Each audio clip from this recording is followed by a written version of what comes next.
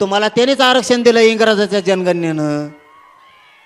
इंग्रजाच्या जनगणनेनं आरक्षण दिलंय तुम्हाला. मग तुम्ही कोण असं आम्ही म्हणायचं का? म्हणलो नाही, म्हणलो नाही. आपण तुमच्यासारखे बिघडलेल्या रक्ताचे नाही.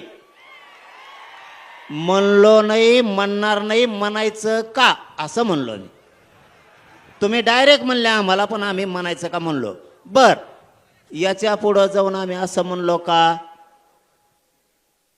की बाबा आमचं गुलामीचं गॅजेट हे, मग तिकडं राजस्थानला अकबर बादशाहकडून पळून आलात आणि इकडं तुम्ही निजामाची चाकरी करायला लागलात. आम्ही असं म्हणायचं का? म्हणलो नाही तर म्हणलो नाही. ए भेद पेत नसतो हा.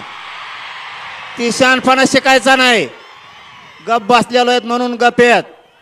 तुम्ही फक्त फेसबुक व्हॉट्सअपला लिहू शकता. ज्या दिवशी सुरू होईल ना त्या दिवशी तुम्हाला बी कळन. काही बोलता. माझ्याकडे नीट करायची ताकद आमच्या मराठ्यात आहे. काही बोलता. आम्ही म्हणलो का तुम्ही राजस्थानला होते, तिकडं बादशाह अकबर होता आणि त्याने लय ठोकलं दांडकेने तुम्हाला, मग पळून इकडं महाराष्ट्रात आलात.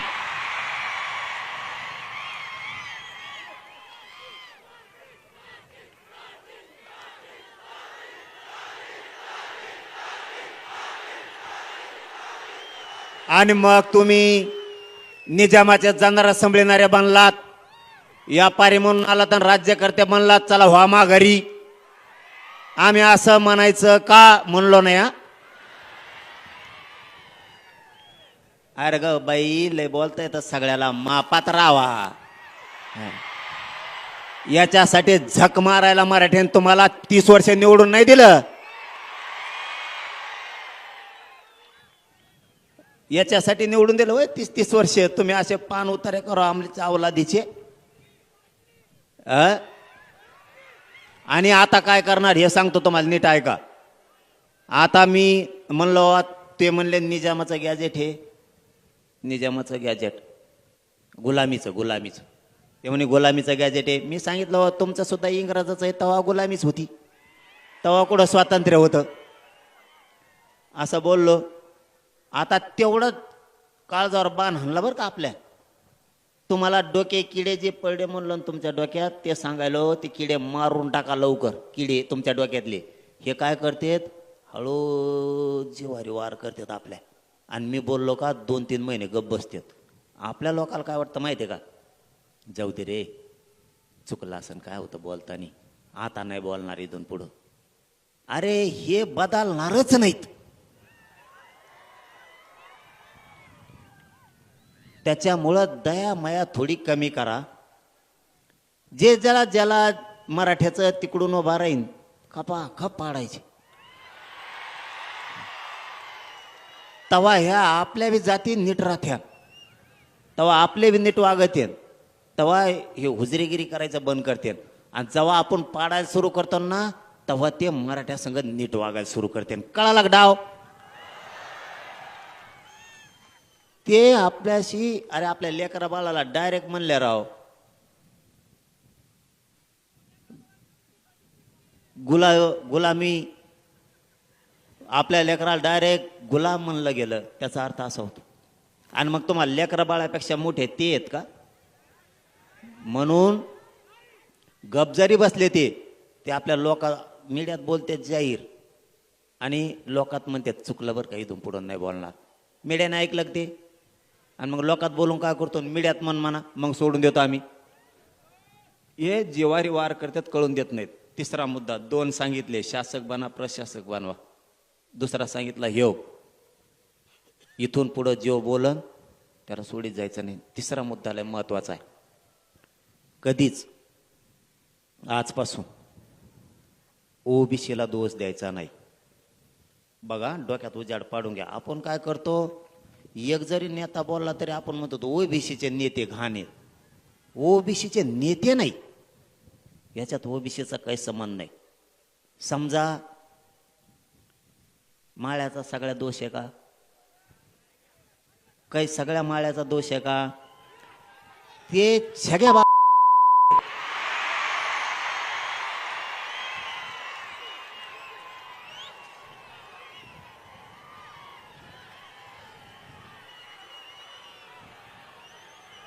त्याला काय करायचं आता? त्याला म्हशीवणी थोड्या दिवस पाण्यात बांधायचं. त्याला मी बांधितो, थांबा तुम्ही मला नीट व्हावून द्या रे, मी नीट व्हायणार रे. मग शरीर मला साथ द्यायला नाही तर यांचा दुमता काढायला मेले पक्का आहे. लावले का नाही 150 पावणे 200 कामाला? लावले का नाही रे? नुसते तज्ञाला घेऊन बसत येत. याला काय झालं, त्याला काय झालं, ते कसं काय बसलं, हे कसं काय बसलं. कुळातच कम घेतले, बिगर कुळाचे कम घेतले, सगळं गॅजेटच कम लावलं. आणि मग मराठीत आत गेले. आत नाही जातात का? बाहेर तरी कवर ठेवतो होय ना, बाहेर तो आता इथून पुढं ज्या जातीचा माणूस बोलन त्याला ओबीसीचा नेता नाही म्हणायचा. येथून पुढं एक ध्यानात घ्यायचा, आज घडवून जाणाऱ्या प्रत्येक महाराष्ट्रातल्या माणसाने ओबीसीचा नेता बोलला ते काय करताय चाभऱ्यापणा, हे आत्ताशिक आपल्या डोक्यात आलंय. आमच्या ओबीसीवर अन्याय होतो, मग आपण सगळ्या ओबीसीला बोलवतो का नाही? ओबीसीवर अन्याय नाही. याचे लाभार्थी थोडी जात आणि ह्यो दोनच धरून मागा लागा जायचं. ओबीसी इथून पुढं बोलायचं नाही. समजा उदाहरणार्थ इथून पुढं, आता इथून पुढं लक्षात ठेवा, समजा आता थोड्या माळी आणि थोड्या माळ्याचा नेता छगन भुजबळ, बाकीच्या नेत्याने काही, बाकीच्या माळ्याने काही केलं का आपलं? उगाच उगाच सगळ्याला चेंगरीतो आपण बी. छगन भुजबळ आणि त्याचे लाभार्थी माळी तेवढीच जात, बाकीच्या माळी आपली. धनगराचा नेता आपल्या विरोधात बोलला, धनगराचा नेता आपल्या विरोधात बोलला. समजत आहे तुम्हाला मी काय बोलतोय? धनगराचा नेता आपल्या विरोधात बोलला, सगळ्या धनगराचा संबंध नाही. ते थोडं ते 10-5 त्याचे धनगराचे लाभार्थी आणि त्यो बाकीच्या धनगराला देणं घेणं नाही. त्यामुळे इथून पुढं जो जातीचा बोलन ना त्याला त्याच्या जातीत तोलायचं, आता ओबीसीत तोलायचं नाही. म्हणजे बाकीच्या ओबीसीचा बिचारे लवार, कुंभार, ढोवार, काजी असते, धोबी, परी, नावी, जेवढे याला उगाच गव्हासारची किडे रागडाच कामे नाही. आणि सगळ्या ओबीसीचा फायदा 2-3 घेतात, ही एक लक्षात ठेवा. एक आता चौथा मुद्दा सांगतो. आपल्याला 7-8 दिवसापूर्वी विखे पाटील साहेबाचा फोन आला आणि त्यांनी सांगितलं की बाबा तुम्ही दसऱ्याला आंदोलन डिक्लेअर करणार आहे हैदराबादच्या गॅजेटसाठी आणि सातारा संस्थांसाठी. मी नारायणगडातल्या सगळ्या बांधवाच्या साक्षीनं सांगतो,